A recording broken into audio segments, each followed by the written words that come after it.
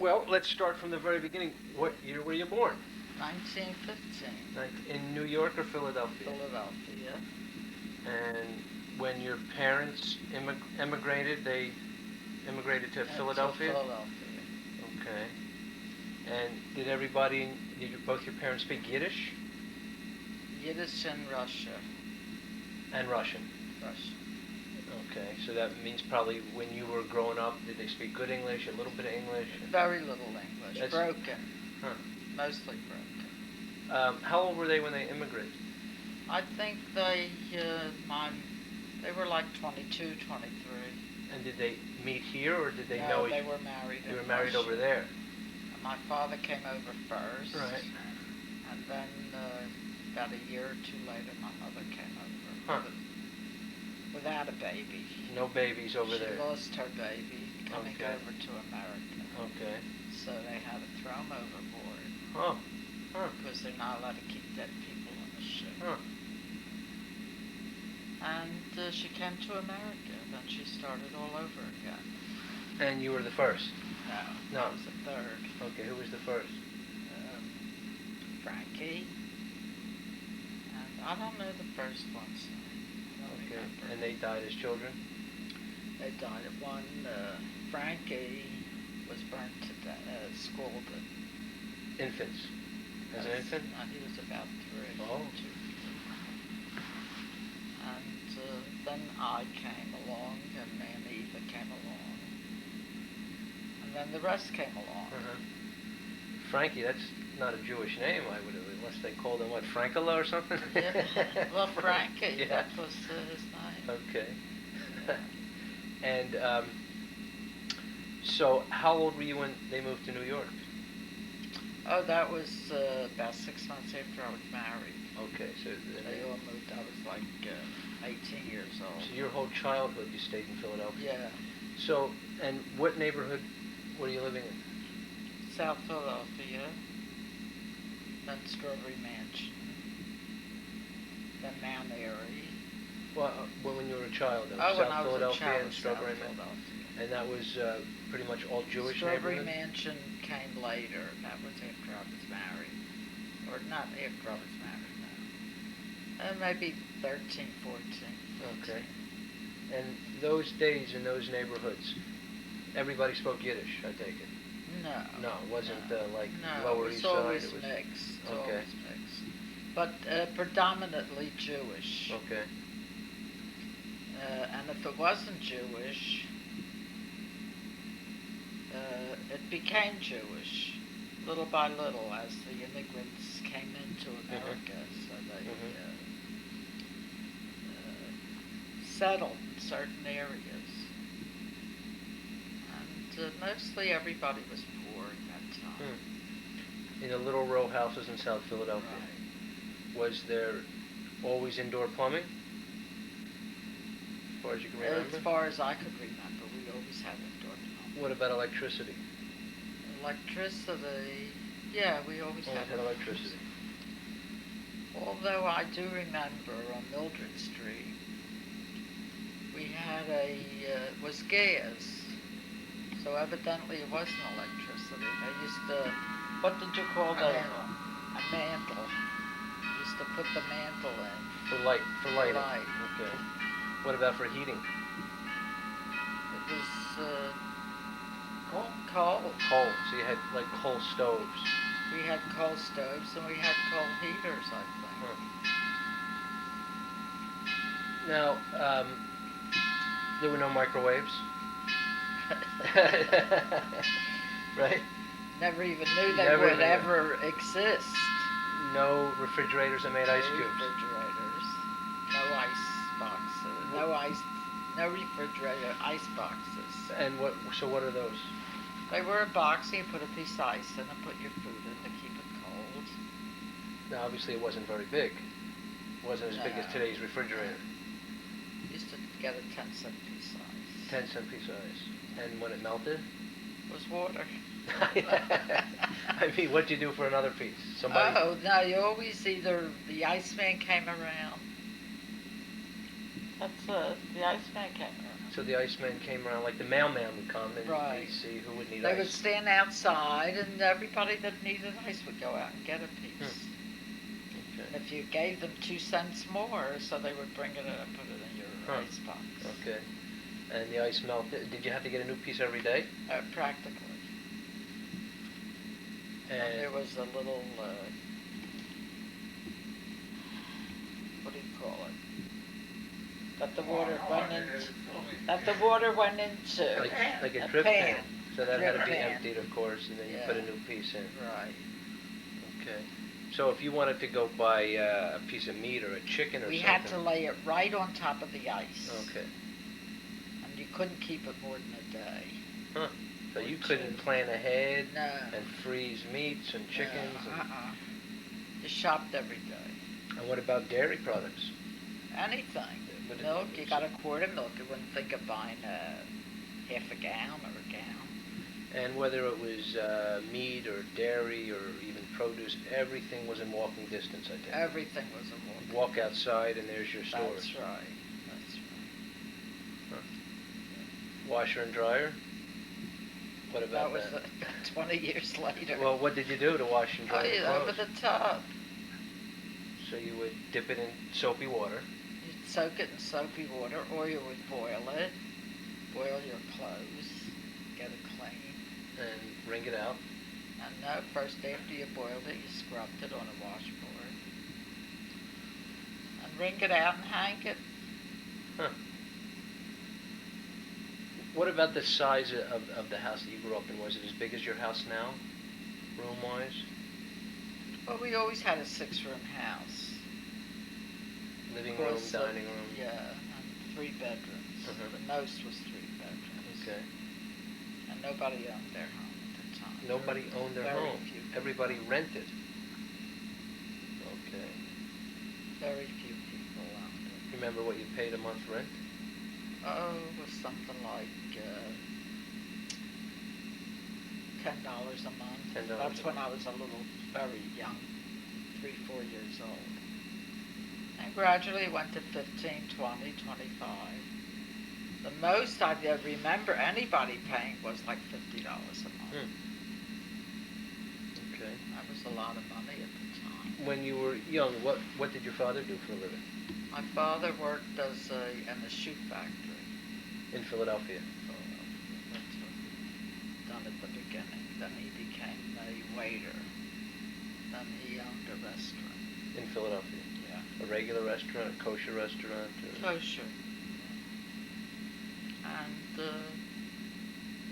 then things got very bad, and he had an uncle that lived in New York, in Brooklyn. Bad with the Depression? Bad? That was in 33. Uh-huh. And he sold chickens. The uncle in Brooklyn? Yeah. In a market. So he said to my father, come out to Brooklyn and you'll open up a chicken market. So the whole family moved to Brooklyn. Huh. And I stayed here. With In Gramps? Philadelphia, yeah. Okay. We were only married about 6 months then. And you were living with your parents? When we When you moved got to married? Brooklyn. When you got married? No, we had our own small apartment. Okay. Then Gramps got out of work. And we moved to Brooklyn with the rest of the kids. Okay. And we were there about a year. So your parents first moved with all the kids, and then things got bad as far as depression and work, and so you decided to go there also. Right. We had no choice. Okay. And we stayed there about a year, and I got some kind of a job. I don't even, where did I work? A rat shop. Where did I work? Where, in New York? In New York, I got a Oh, you job. hardly work. Yeah. I can't remember what I'd done. And we accumulated a few dollars, I think $100 or whatever, and moved back to Philadelphia. Was Gramps sure to get a job there? Here, he got a job sorting rags. Sorting rags. Now, would Rag sorter. you move back to South Philadelphia or No, Strawberry Mansion? Strawberry Mansion. Okay. Got 2 rooms. So again, like a rental apartment Yeah. place. I got pregnant about 6 months later. and our life started all Uh-huh. over again. And meanwhile, your siblings are in Brooklyn with your parents. Yeah. Okay. And at this time, they have 8 kids, 9 kids. Well, there were 8 of us left. I was the oldest of all of them. And they stayed there, and they all became very successful. That's right. Well, you and Bess moved back. Well, Bess came to me to visit and stay Okay. when she was about 15. Okay. And then little by little, everybody got married. They married nice. So you had your first child I had my first child. in a hospital? Yeah, In a hospital. Jewish, the Einstein. And those days, women weren't given drugs during childbirth, I take it? Everything was natural? They gave you something. Yeah. And when you brought the baby home, you had all the disposable diapers? No disposable way. diapers. No way. No disposable anything. We had to sterilize our nipples and bottles and make our own formula. No formula in the supermarket. There's probably no supermarket. And there wasn't really. And I don't even remember.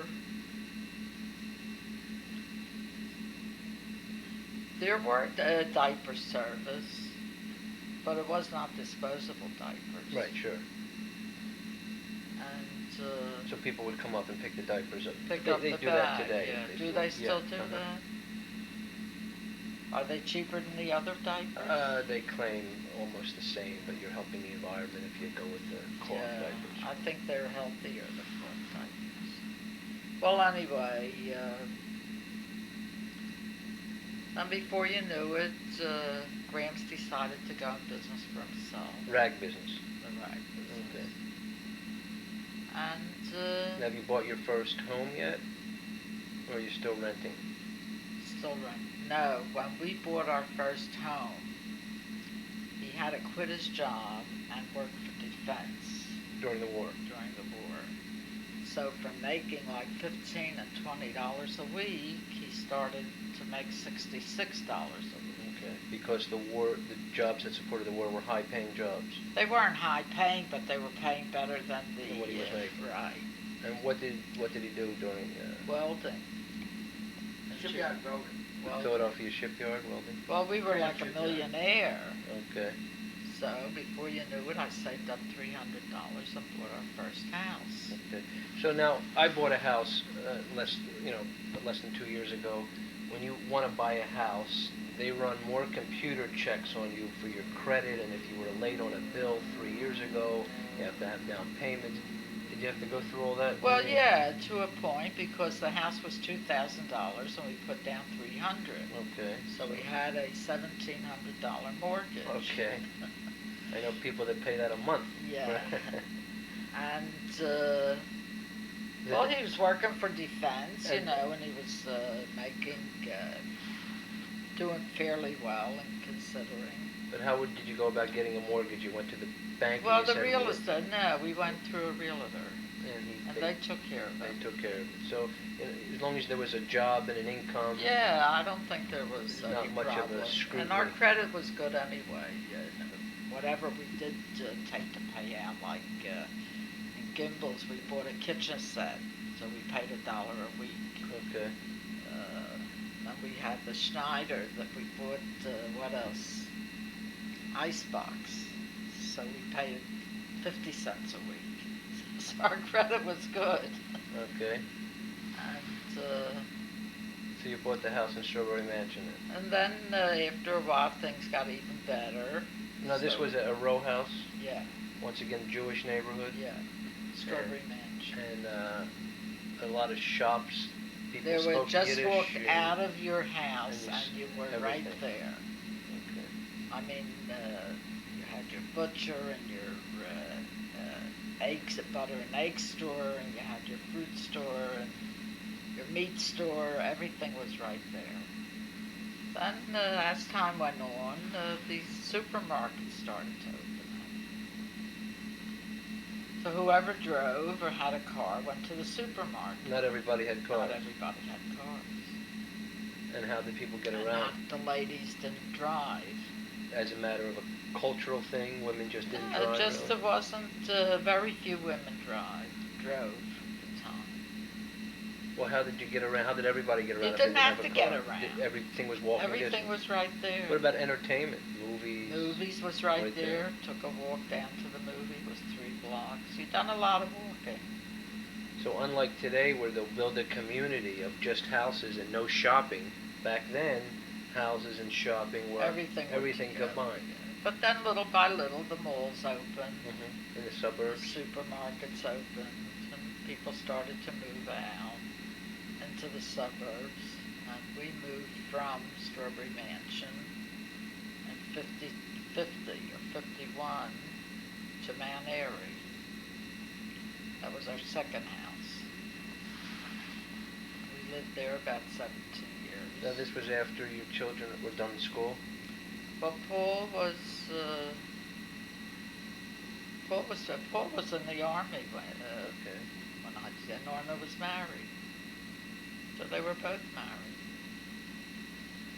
from there. Then we moved to the Northeast. But by then I was driving. Well, you were driving in I was driving, Marion, and too. I learned how to drive in 51. I remember your big, long Buick Wildcat with the white leather seats. Wasn't that beautiful? And there was no eating in that car, no matter what. Couldn't even breathe in that car.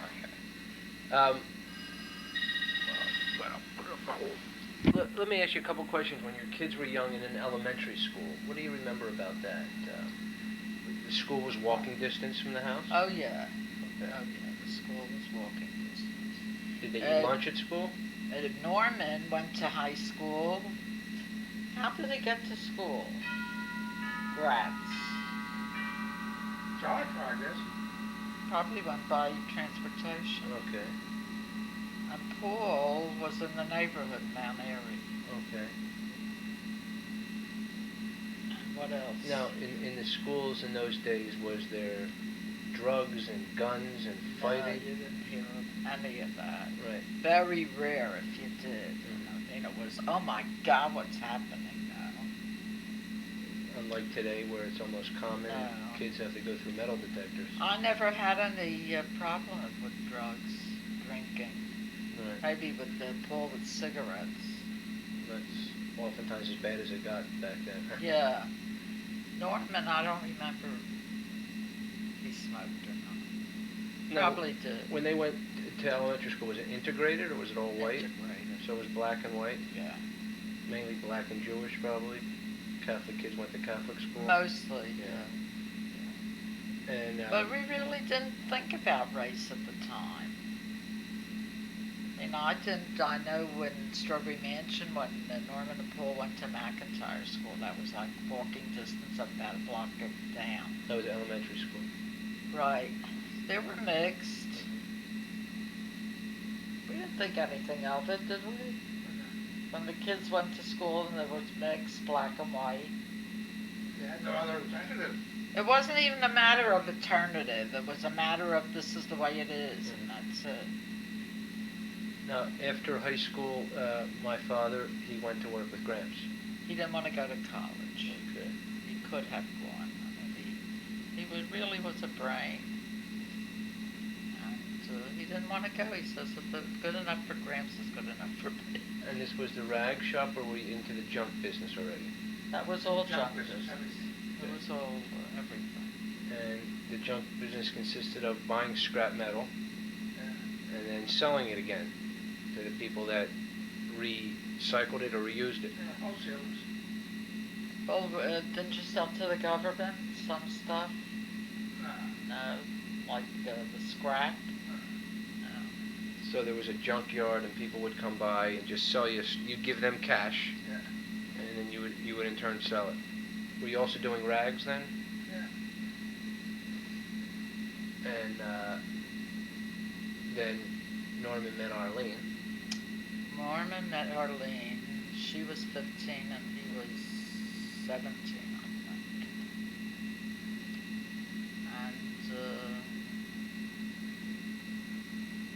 They started to go together. Then But she lived in the suburbs, right? she Feltonville, was that the lived in suburbs? Feltonville. Well, I don't know if it was nicer than Strawberry Mansion, supposedly. Anyway, Norman wanted to go study with Arlene. And, At 17? yeah.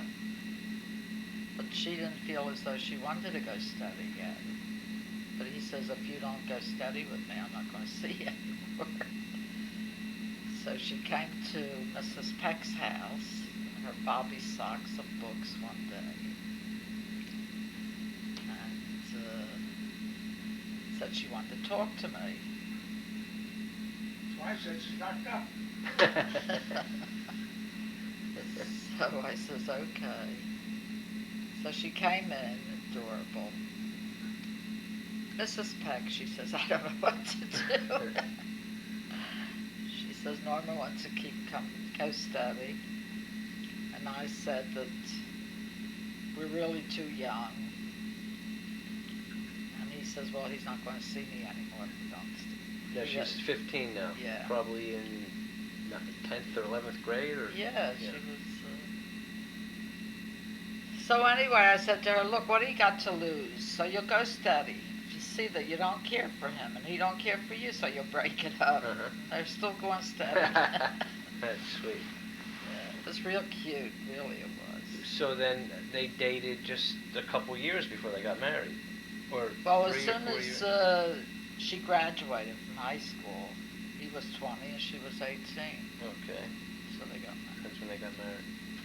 And they were in a little apartment. They had a small apartment, and before you knew it, they bought a house. And then Howard came along. Right. Before Howard came along, they bought Right. the house. I was born in the apartment. Yeah. Okay. And then Scotty came along, and little Jonathan came along. In Mount Airy, so you were living by yourselves. Your kids Yeah. were out of the house. Right. And then Paul was, there was no Paul war was going in on. the He was just army. he just, Yeah. 4 years did he serve in the army? Yeah. And that was, I guess, after the war, after the Korean War. I think it was around 1950. Late 50s, because I remember him coming back in a uniform sometimes when I was at your house. You do. Yeah, so in the 50s. And that was once again after the Korean War. Now, do you remember hearing about World War II? That was the Holocaust. Do you remember the Yeah. stories? You remember? Well, anything? I used to hear about it, but I really didn't understand what it was all about. The When whole war. Norma was born, 1934, you heard a little bit about killing the Jews, and all that. In Europe. In Europe. But I was really very young then, too, and I really didn't. I was like 19. I didn't understand what it was all about. But when Paul was born in 39, then you heard about the killings, and the Holocaust and all that. But still, I was still too young to realize what it was all about.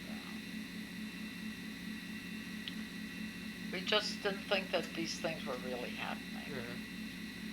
But they were. That's about all I can remember about that. Until later, when it really came out. After the war, then it really came out. Now, at that time, what was Philadelphia like when you were young? You used to go into the center of Philadelphia for shopping and shows. Oh, yeah. Didn't think anything of it. Were you able to walk the streets at night? Absolutely. Yeah. And especially in Strawberry Mansion, we used to sleep with the doors open, sleep in the hallways because it was so hot in the house. There were no fans and there were no air conditioning. Now, was there air conditioning, or you just didn't have air conditioning? No, there was. You never didn't even hear of anybody that had it in their house. So when it was hot, it was hot. It was hot. We used to sleep on lawn chairs. The doors open. Door was open all the time. So crime really wasn't a problem. No, and yet maybe half a dozen blocks away, black people were living. And yet there was depression time. Mhm. Things were not good at the time. Still, it seems like there was a basic civility about. I used to, Gramps used to work from 5 to 2 every day, during the week. 5 at night to 2 in the morning. 2 in the morning. And I lived around the corner from Arizona Street where I originally lived. And we used to have card games, all the women, the men were working, so we used to play cards during the evening. At 1 o'clock in the morning, I used to run through the alley to my house. The back door was open, go in the house and lock the door and go out. And your kids were sleeping? The kids were sleeping. What about? So, I mean, we didn't have any of those fears in us. We weren't afraid. Yeah, completely different type of. What about telephones? I didn't have a phone for years. So, but phones existed. Oh, sure.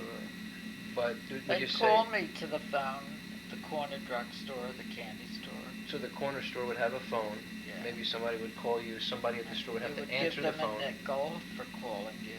Okay. And you would answer the phone. And you'd run to the store, Right, have your conversation, and hang up. right.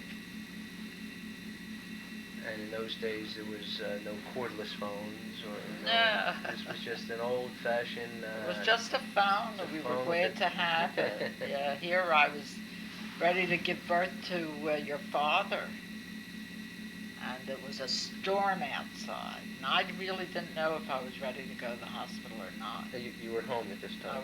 We had this 2-room apartment. It was pouring out a storm. I said to Gramps, you better go down to the drugstore and find out what to do. I don't know what to do. The water bag burst. I thought, I'm wetting myself, that's all. So he went down to the drugstore and he asked Mr. Pitchnick. Pitchnick. His name was. He says, my wife is whatever, and better get her to the hospital right away. So he had to make a call there for a taxi cab. There were cabs. So you didn't have a car then? No. And they took me to the hospital.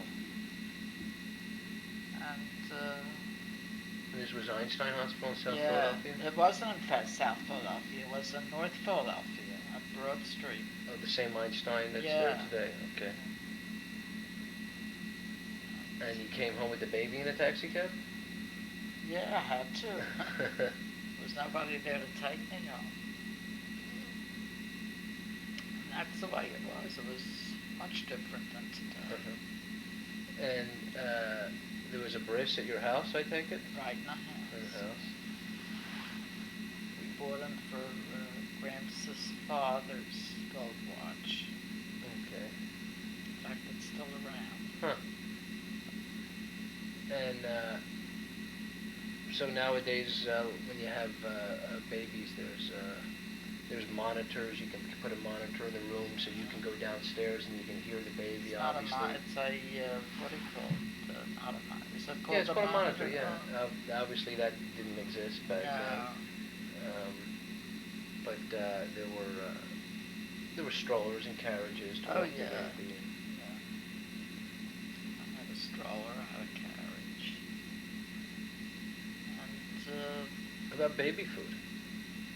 there was baby food. You were able to buy baby food? Well, I didn't buy it because I couldn't afford it, really. I used to cook it myself and strain it. Now, was there vaccinations back then for the kids? I guess polio vaccination was discovered already. Well, I maybe think not. a little bit A later. little later. A little bit later. And Gramps made a very poor living for about 15 years after we were married. Then things got better.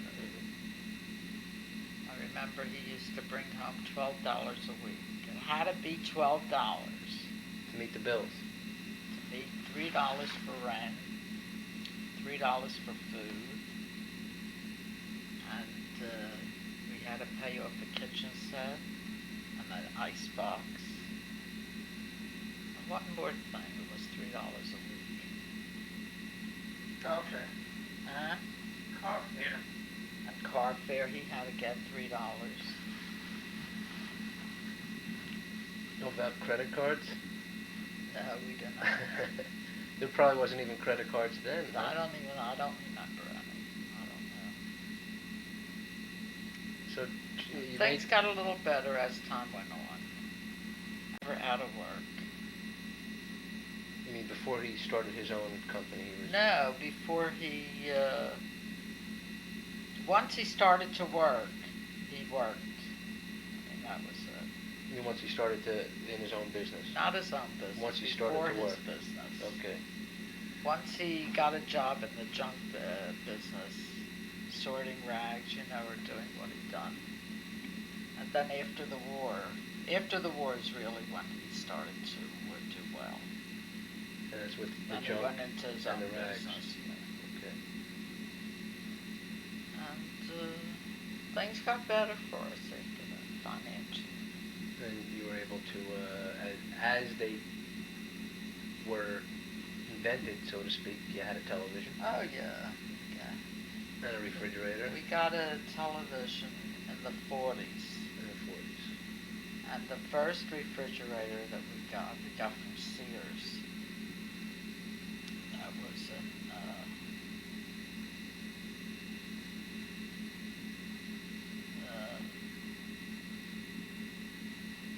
maybe 45. Talk a little louder.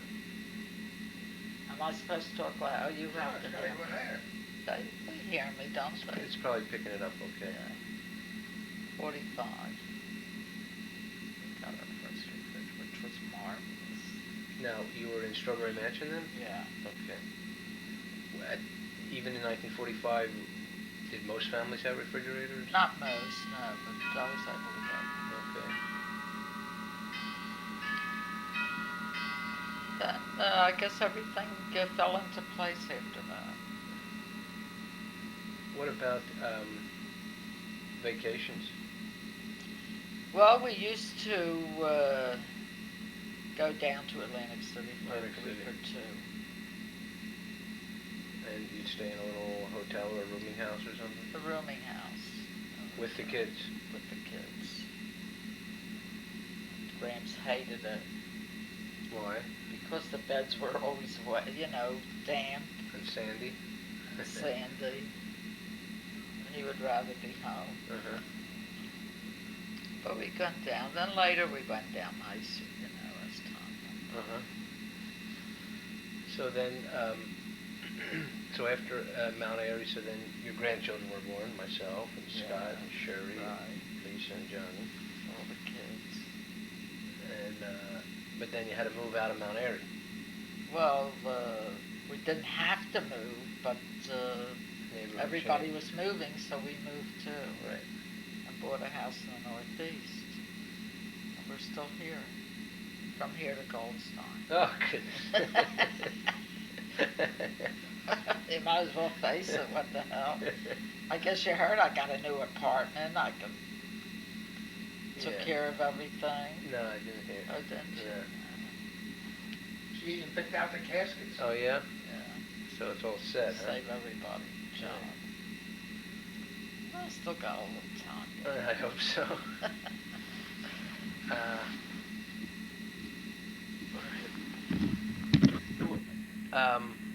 You had a profession. You were an electrolyst. Oh, yeah.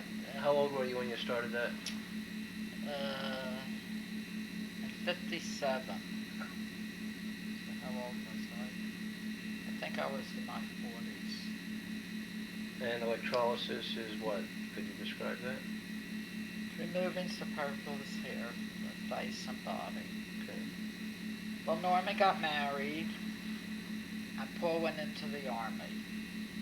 I had absolutely nothing to do. I was bored stiff. Besides having the little babies around the corner. So Gramps said to me, you always wanted to do electrolysis. Why don't you go to school? Take it up. So I said, that's a good idea. And I went for 1 year. There was a school in Philadelphia? It was in town. 9th and Walnut. Used to go by bus every day. So then I started to do the work at home. So you learned I learned how to do I learned the whole hairdressing practice, but I only wanted to practice electrolysis. And you knew that there were people out there that needed the service. Yeah, well, I mean, it's a very lucrative field if you open an office and all that stuff, but I never did because Gramps was the kind of guy needed his dinner at one time. Well, you opened the office in your house. So I opened it in one of the and bedrooms. I built up a nice little practice. You had all the machines in the bedrooms, Yeah. I remember. Still have it. And women would come. And the women would come and get treated. And they'd pay you.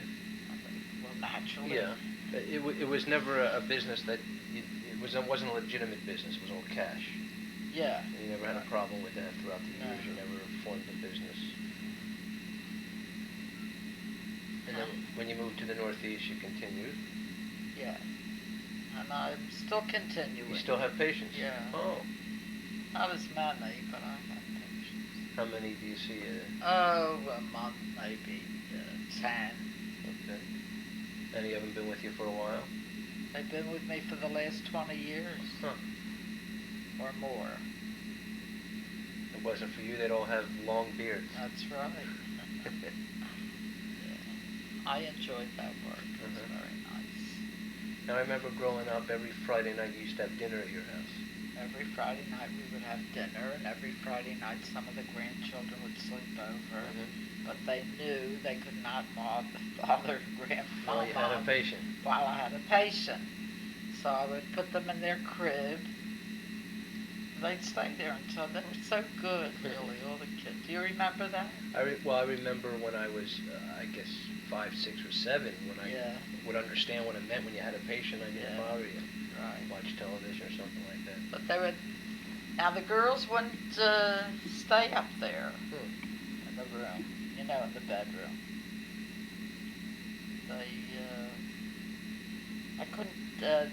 I couldn't have them stay over as much as the boys. The boys sort of knew what I was doing.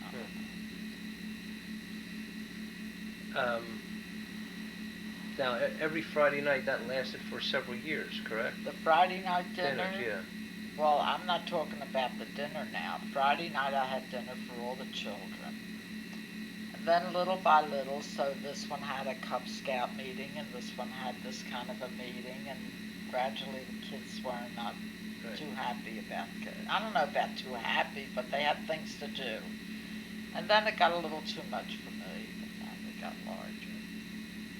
So, just continued it and had one family at a time. And then I don't make it that much. So, did you grow up in a kosher home? No. It was kosher to a point, but not where my mother changed dishes and all that stuff. She only bought kosher foods. But with her family, it was just too much to start changing. And, so many kids. Yeah.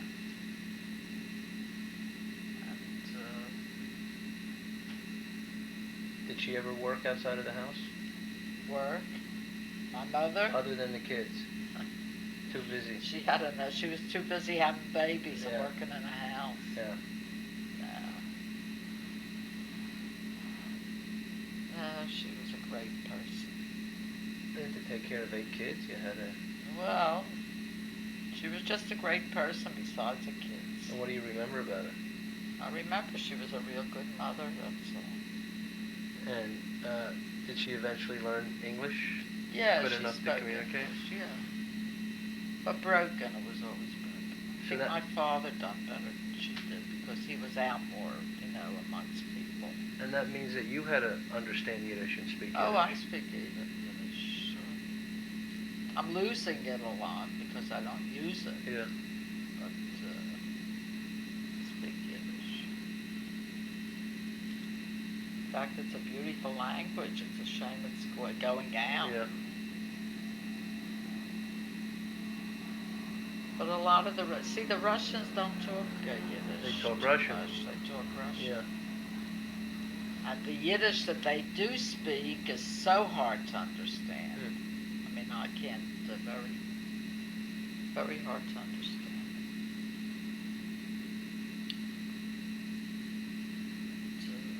Did your parents have siblings? Brothers, sisters? My father had a brother and a sister in Russia. They never came over. But my father's mother came over with a brother. And they stayed for about 5 years, I think, and they went back to They Russia. went back? Why would someone go back? Well, in they those went days? back. It was my grandmother had a daughter that got sick in Russia. That was my father's sister. And she just felt she had to go back. She didn't want to stay here. Man, she probably never came back to the States No. after that. My father was very angry when she left.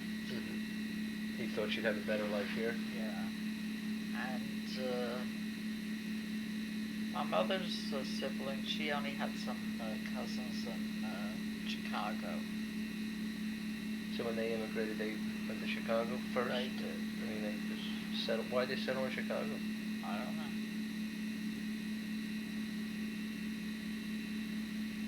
And that was the only, I never knew my mother's parents. Well, they never came over, correct? No, but I never knew. I think they were gone when she came over Okay. from the pogrom. Uh-huh. She had one brother that they took his head off Huh. right in front of them. Huh. See, it's you can't visualize these things, and you can't visualize that they are true. Right. And almost government sanctioned. The government wouldn't even do anything about it. I guess not. I don't know.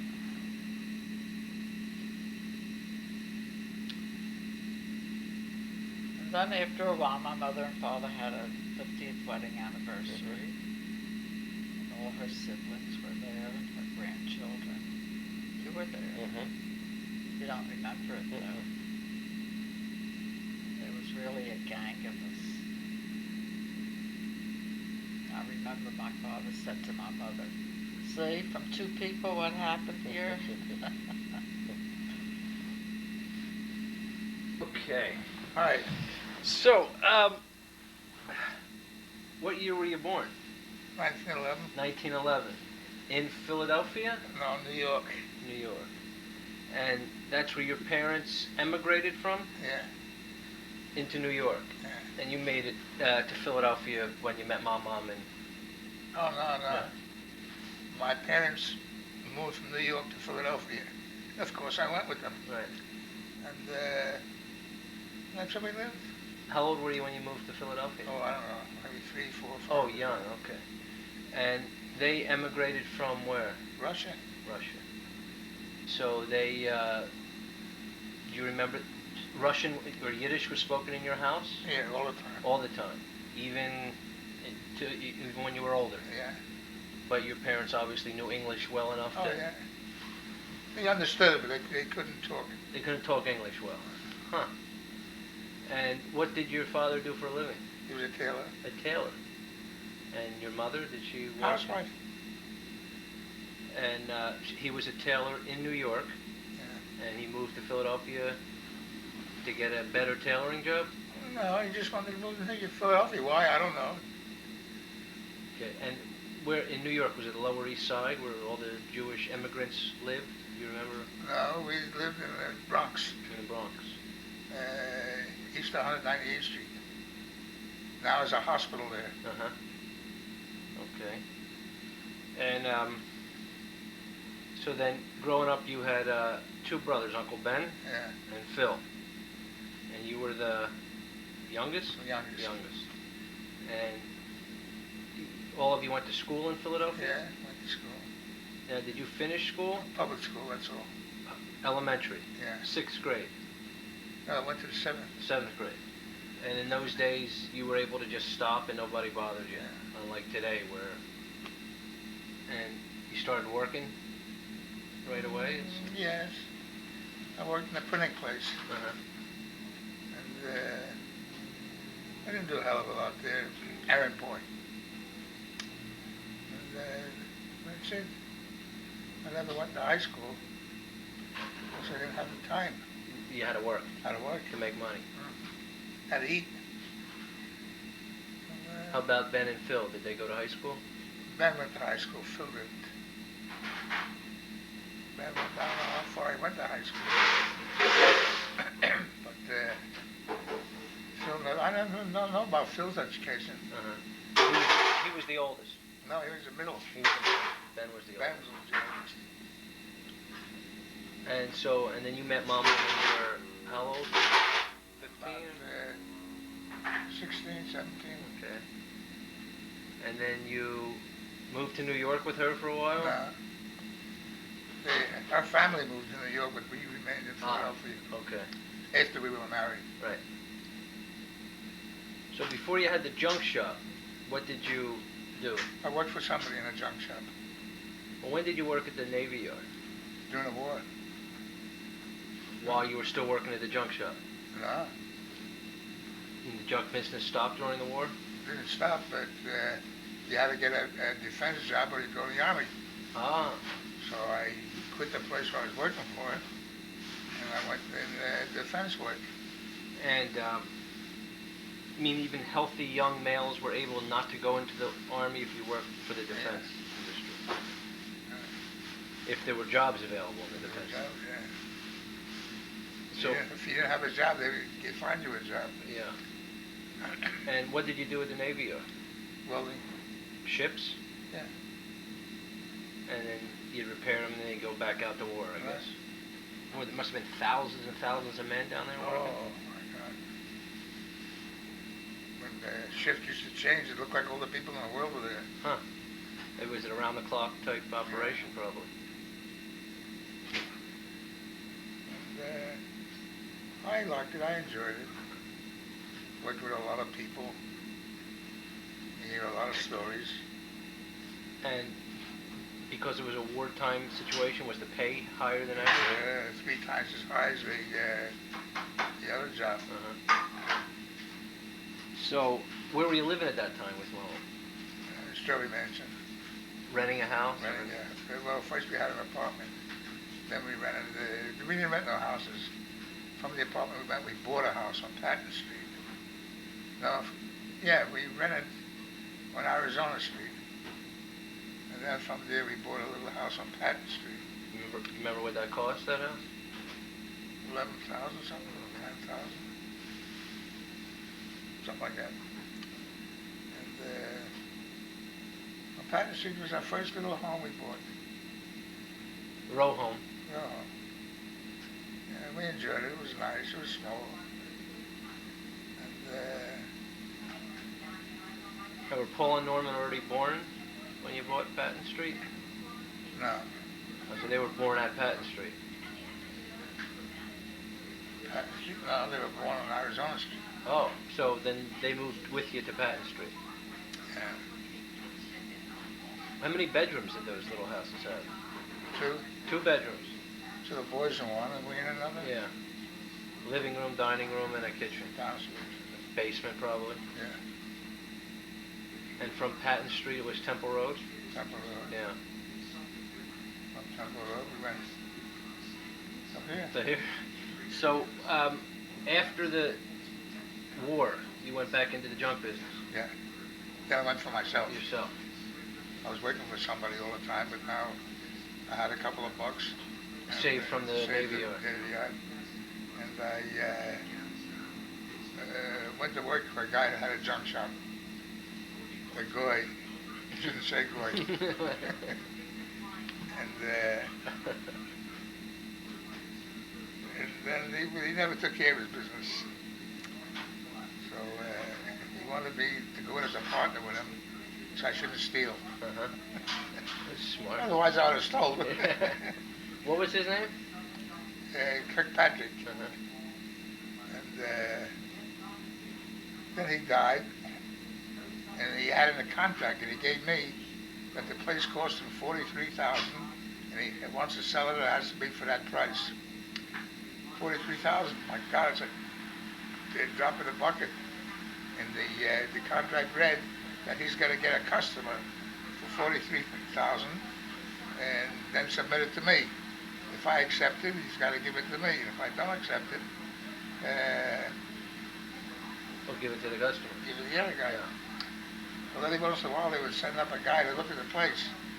So I took about 10 or 15 buckets of half with water, and I put them around the place. And I said, watch the buckets, it's for the leaks in the roof. And the guy would say, all these leaks you got on the roof? I said, you're not coming out here when it rains. And nobody bought it on account of that. So what happened? So you took His daughter wanted to sell the place bad. I said, well, look, sell the place to me, that's all. I can get some for the seller. I said, you can. I said, you can get so much and so much, get it so much, and then submit the price to me. Now you're at this time operating the business yourself? Oh, yeah. Okay. But they own the building? Yeah. Okay. Is this Fletcher Street? Yeah. Okay. So she couldn't get nobody, so finally they sold it to me. Okay. So now it's mine. Okay. And what was it called again? I forget. Well, he called it Spencer Paper. And you called it Max Beck? Waste and Salvage? Well, it used to be United Waste and Salvage. Yeah. And, So describe the junk business, because it really doesn't exist much today, oh, yeah. the way it does, the way it did. Yeah. You stand out in your place, and junkers go out and pick up paper, iron, metals, rags, and they sell it to me. Now, I buy it off of them, and then I sell it to wholesalers. Okay. And then there's a profit in between. And where do they get their product, the junkers? People's trash, mainly? People's trash, yeah. Okay. And they come to you, they weigh it, you weigh it, you pay them, and they get on their way. Do any of these junkers make a living at that? Oh, yeah. Yeah? Some of the better grade junkers, some of them was not finest class. They would make $10 a day, they would spend $10 a wine. Yeah. But there's other guys had families, and they would work hard. And what, they had a little truck and they would just go around collecting? Yeah. You took newspapers also? Everything. Did you do any processing to it? No. You just paid for it, sorted it, Yeah. and sold it? They baled the paper, baled the rags, and then I went into the rag business. Rags I used to sort And where did you get the rags? from the peddlers. And then I used to buy wholesale from different junk shops. And at times it wasn't making no money. It got so to a point where some business was bad. Until the end. And so then Paul and Norman came in. Norman came first. And he stood with me for a while, and then Paul came. And they remained with me. And then you sold Fletcher Street. Sold Fletcher Street. No, we had a fire at Fletcher Street. Okay. And we bought West Philadelphia. West Philadelphia, 25th Street. Yeah. Yeah. Southwest Philadelphia. So we bought that place.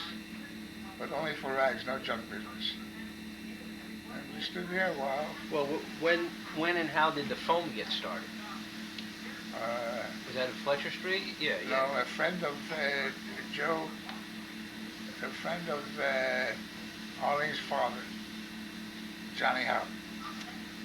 He had a friend, a next door neighbor, that was in a pillow machine, a pillow manufacturer. So one time we were sitting around with Norman. He says to Norman, can you get me any foam rubber? He says, I'll get you anything you want. Then he advertised to the peddlers, we buy foam rubber for $1 a pound. $1 a pound? Yeah. 1 cent a pound. And nobody was buying it. $1 a pound, we were the only ones. So they sold it to us. And we used to sell it to Joe Cohen for like 5-6 cents a pound. Until Joe Cohen gave us an idea. He said, why don't you buy a shredding machine and shred it? I'll give you 12 cents a pound. What did he do with it? He used to make pillows. He made the pillows, okay. So he used to shred it himself. Okay. He had a homemade machine. It wasn't doing much production. Then we bought a shredding machine. We shredded it and sold it to Joe Cohen.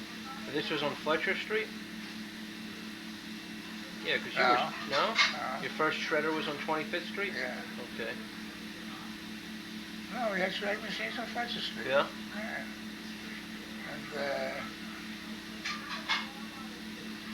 And then what did we do then? And then that grew and you bought more shredding machines Yeah. and That's where we got into the shredding. and you found more customers other than Joe Cohen, huh? Oh, yeah. Yeah, so no one went out on the street in New York, and he's seen anybody, the pillow manufacturers. Where you buy it from road from? We sell it. How much you pay? 10 cents a pound. We got it for 9. So we got a customer.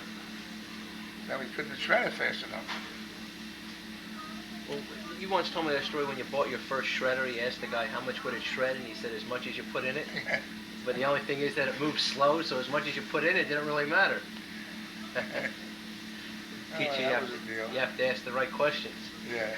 He told you the truth, right? Yeah. As much as you put in it. How much can you use a shredder machine? Like I want to know what production would do throughout the day. He said, how much? Whatever you put in, it'll shred. Little did I think if the guy a slow bear throws in 20 pounds a day, that's all you're going to get is 20 pounds a day. And, but also, you bought a lot of scrap paper, too. And you were shredding up the paper, correct? Well, yeah, it wasn't newspaper, though. It was like from Scott paper. And we still buy from Scott paper. Like they make toilet paper and towels and something. We buy their scrap. And we shred it up. And we sell it to pillow manufacturers. Yeah. So the foam and the paper then came on board in the junk business pretty much ended. Yeah. Couldn't make no money in the junk business, so I quit it.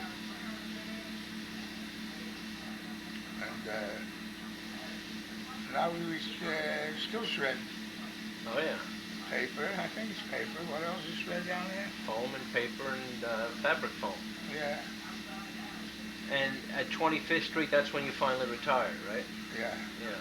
You were just working part-time. No, not on 25th Street.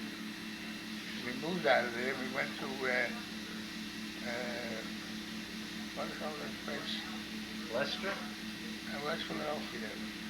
Woodland Avenue. Woodland Avenue, yeah. Yeah. So you were working a little bit in the beginning at Woodland? Yeah. Okay. I helped set him up. And then little by little I edged out. We retired from there. So now I'm going to pull again. We still run it. Yeah. Now, when I was growing up, I remember you used to belong to the Masons. Yeah. What was that? It's an organization that can go to meetings, and they do a lot of charity work. And I enjoyed it. They still belong here. Oh, you still belong? You ever go to the meeting? We're very seldom. Because it's in town and I don't drive. I sold my car. So I don't drive. Mom takes me wherever I have to go. Important places. That's all I got is important places. So you were with the Masons for a long time, right? Oh, yeah. About 35 years now. And it's a charitable organization. They run Shriners Hospital and things like that. And then, shh. Ed, make it lower. And then you got involved with pistols. Yeah. And what happened for a long time, right? What, at least 10 years? I wanted to buy a pistol, one gun to keep in the house. So they tell me I have to learn how to shoot, and so on. So I bought the gun, and I found this gun club, and I went there and practiced every day. Then I seen what they do, so I liked it. So I bought 5 more guns. And I went into pistol matches. I went into matches with our club against Allentown police, and it was some big shots. And we used to win trophies. I had over 100 trophies down the basement. I gave them away. Wow. You sold them to the guy that bought your junk shop, huh? No, I gave them away. Yeah? Well, who would want a trophy with your name on it? Well, there was only like tags on it. Oh, so you could redo it or something? Yeah, you pull them off and put a lot of tags on it. And, then I got tired of the guns. I sold the guns. Yeah. You were you were making your own bullets? Yeah. Right? I was loading my own shells.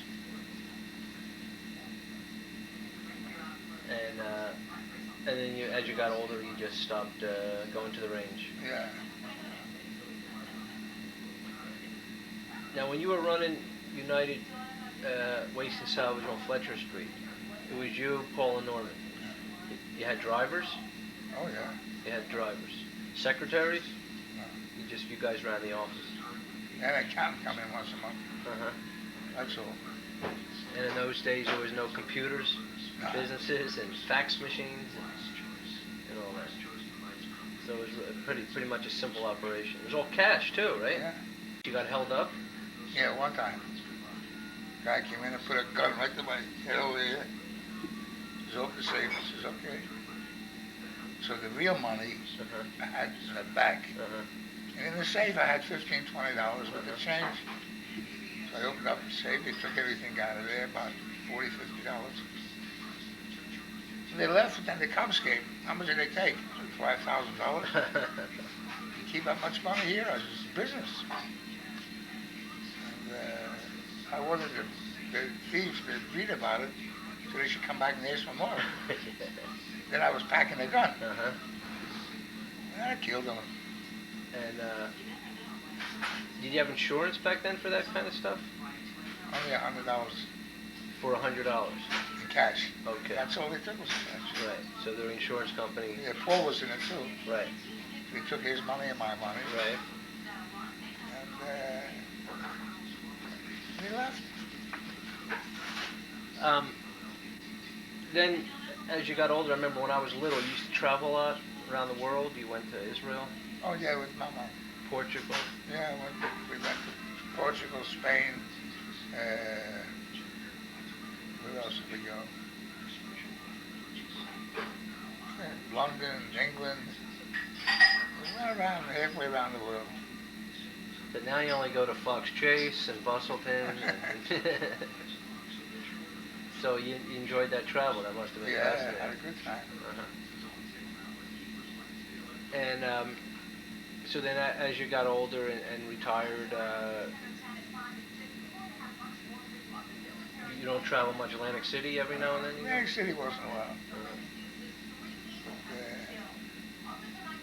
Can't too much traveling for me now. Yeah. Yeah. So then, just to back up a little bit, I guess a big event from you was your first son's bar mitzvah, right? Back Yeah. then there were big events. Yeah. Uh-huh. Well, not big like today. No, it seems like Norman was about mitzvah. He made a small affair. Yeah. Maybe 30, 40 people. Okay. My uncle, my aunt, cousins. There That's was all. no Morty Portnoy. Nah. When Paul got married, then we made a big affair. When he got married or bar mitzvah? When Paul was bar mitzvah. Okay. And, then we had a big affair. Uh-huh. And then the weddings were big in those days too, Yeah. right? You had big affairs. When Norman was married, we had a big affair. Paul. Your bar mitzvah, I forgot. Right. It was a smallish affair. Was it a small affair, Yeah. a big affair? West Oak Lane Jewish Community Center. Remember that?